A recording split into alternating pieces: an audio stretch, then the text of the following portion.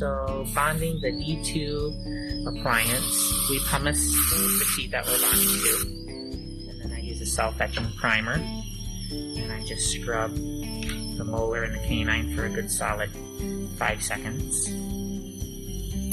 I found that in order to get this to stay in place, it's critically important to really press the adhesive into the mesh pad, like very, very good. And if you do that, it'll stay.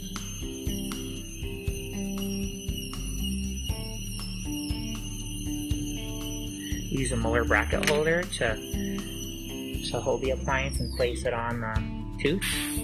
I'm just going to thin this out. And it looks just like that.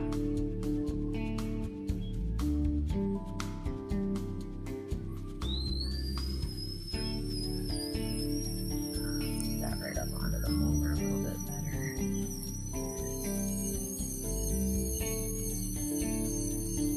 Press it into place. I do leave a little excess adhesive on this for retention.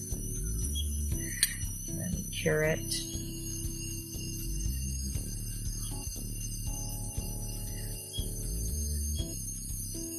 usually do 2 beads. And then I just hold this bar with my one finger right at the middle of the crown of the canine and mark it with that indelible marker there, or a wax marker actually.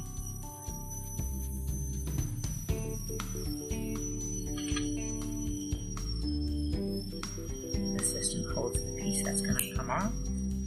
These are ligature cutters, but they're kind of heavy duty ones.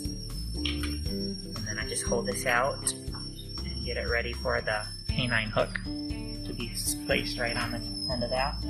And then we just lift it down onto the canine and press it into place. So that the hole, you can see the hole out the end there. And then I just place that right on the end of this bar. Press it into place.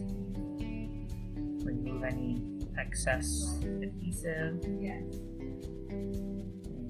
for there's not a whole lot. I'll tell you what. Go ahead and cure it while I hold it. Go ahead.